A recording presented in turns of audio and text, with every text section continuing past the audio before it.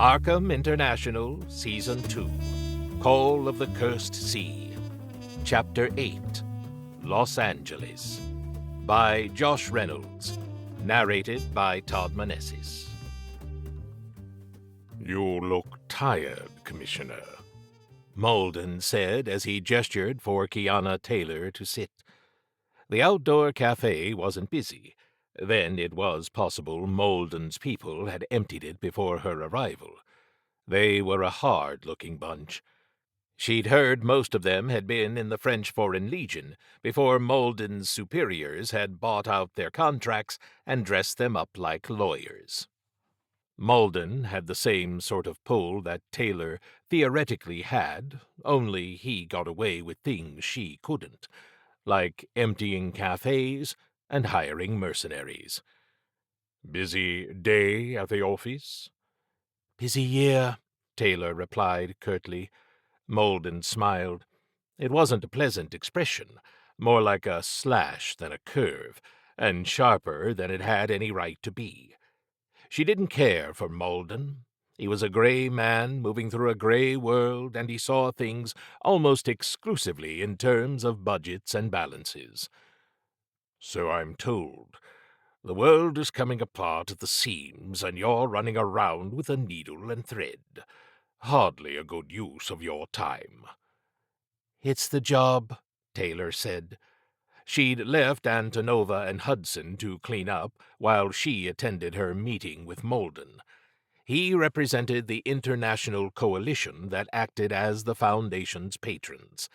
He'd replaced the previous representative after that worthy one had seen more than was healthy and suffered a breakdown. Even second-hand reports could be dangerous if the mind wasn't ready. Malden, however, seemed made of sterner stuff, or maybe he just wasn't imaginative enough to get scared of the inconceivable. "That it is, but the job could be made easier. Processes streamlined." Taylor sat back. One of Malden's people set a cup of coffee in front of her, though she hadn't asked for anything. Malden gave another sharp smile. "Is this about my request for an increased personnel budget?" Taylor asked, sampling the coffee. It was good, better than what she usually endured. She looked around. The cafe was small, ritzy, a class joint. If she leaned back and craned her neck just so, she could almost make out the Hollywood Land sign hanging over the hills like a portent. Los Angeles was a boom town, lots of money coming in. The film industry was doing better than anyone had expected. She wondered what a guy like Malden was doing here.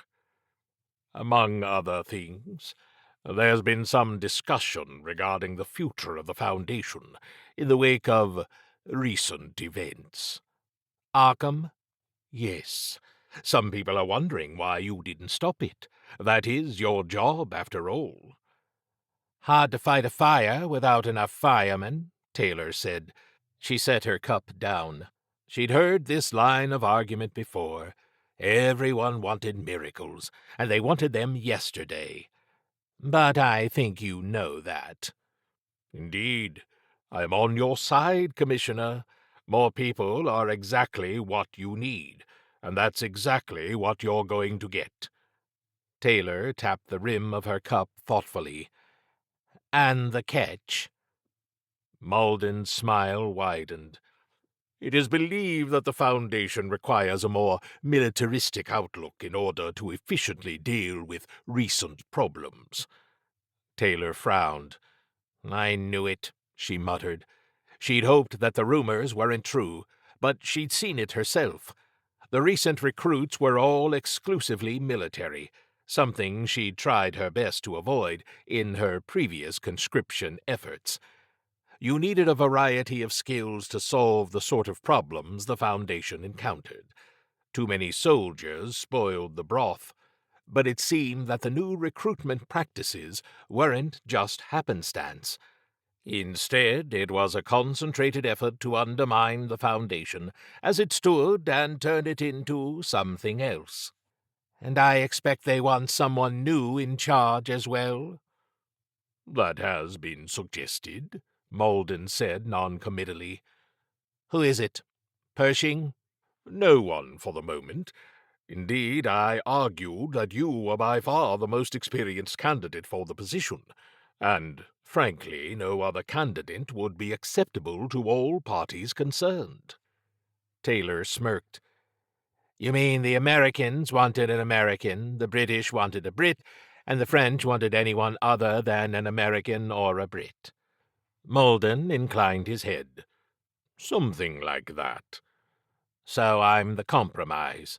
Taylor crossed her arms. "The more things change, the more they stay the same.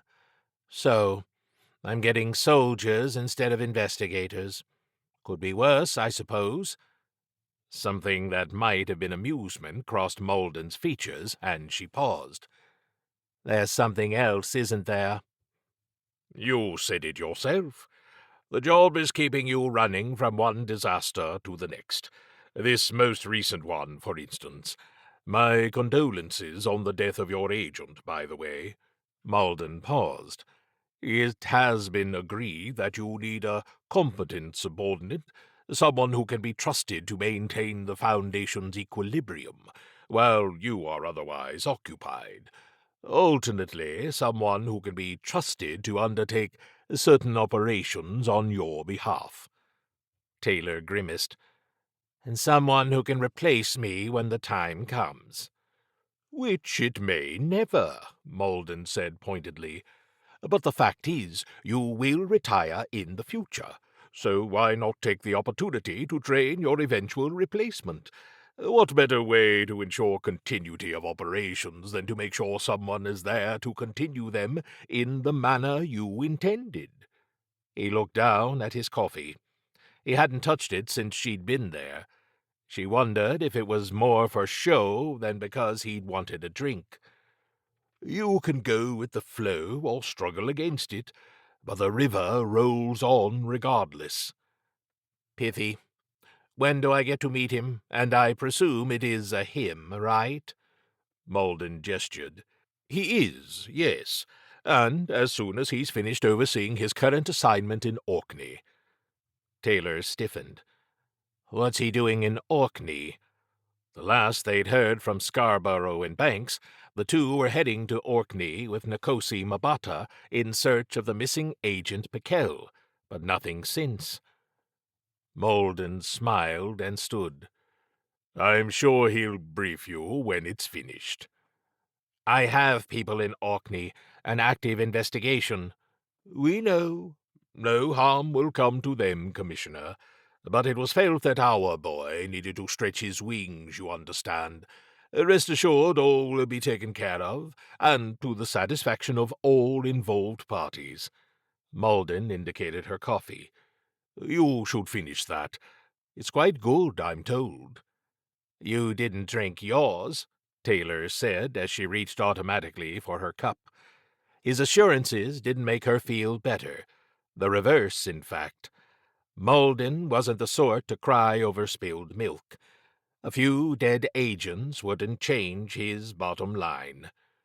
"Heavens, no, can't stand the stuff. See you around, Commissioner. Give my regards to your people when next you see them."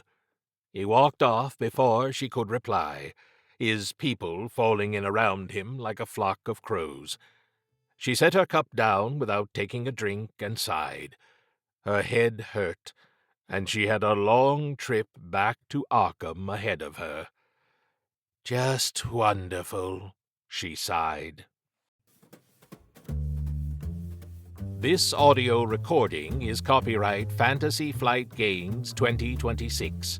All rights reserved. Produced and published by Aconyte Books. For more from the universe of Arkham Horror, visit arkhamhorror.com. For more great audio fiction, subscribe to the Aconyte Fiction Podcast.